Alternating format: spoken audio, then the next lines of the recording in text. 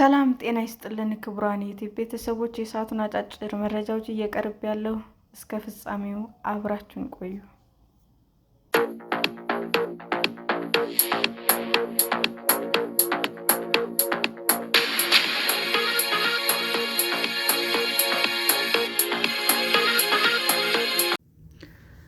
ሜታ በአውስትራሊያ የማህበራዊ ሚዲያ ክልከላ ምክንያት 550,000 አካውንቶችን አገደ። አውስትራሊያ በልጆች ላይ የማህበራዊ ሚዲያ ክልከላ የሚጥለውን ሕግ ተግባራዊ ማድረግ በጀመረች የመጀመሪያዎቹ ቀናት ውስጥም ሜታ ወደ 550,000 የሚጠጉ አካውንቶችን አገደ።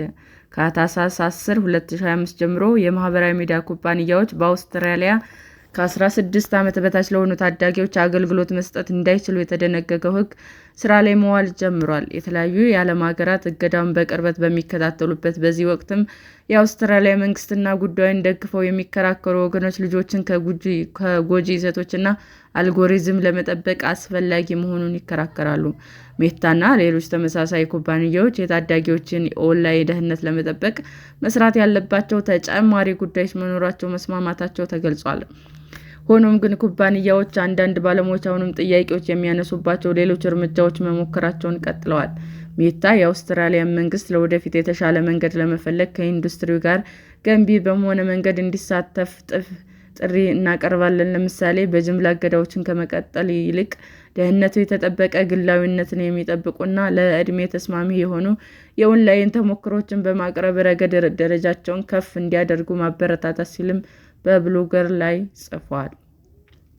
ኩባንያው አዲሱ ሕግ በማክበር በመጀመሪያው ሳምንት ብቻ ኢንስታግራም ላይ 330,639፣ በፌስቡክ 173,497 እና በትሬድስ ደግሞ 39,916 አካውንቶችን ማገዱ አስታውቋል። ኩባንያዎቹ የዕድሜ ማረጋገጫ በመተግበሪያው ላይ መከናወን አለበት የሚል መከራከሪያም አቅርበዋል። ይህ በተቆጣጣሪዎችም ሆነ በመተግበሪያዎች ላይ የሚኖረው የሕግ ጫናን ይቀንሳል ይላሉ።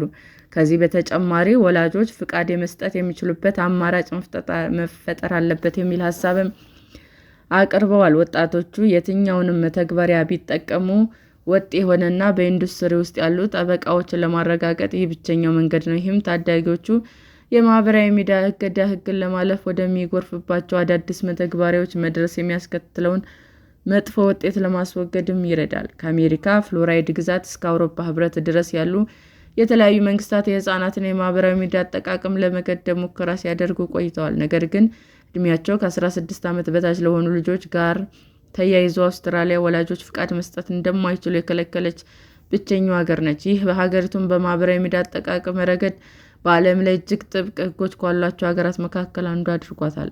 በዚህም የተነሳ ሕጉ በብዙ ልጆች ዘንድ የተደገፈና በዓለም ላይ የመጀመሪያው ሆኗል። መንግስት እንደሚለው ከሆነ እገዳው ለልጆች በማህበራዊ ሚዲያ ላይ ሊያጋጥሟቸው የሚችሏቸውን ግፊቶችና አደጋዎች ለመቀነስ ያለመ ነው። አንዳንድ ባለሙያዎች ግን የአውስትራሊያ ልጆች የዕድሜ ፍተሻውን የሚያካሂደው ቴክኖሎጂ በማታለል ወይም ሌሎችን ምናልባትም የደህንነታቸውን ወዳልተጠበቀ መተግበሪያዎች ሊፈልሱ ይችላሉ ሲሉም ስጋታቸውን አስቀምጠዋል። አንዳንድ የአውሮፓ ጤና ተሟጋቾች ደግሞ ይህ ሕግ የወጣቶችን መስተጋብር የበለጠ ይጎዳል ሲሉም ይከራከራሉ።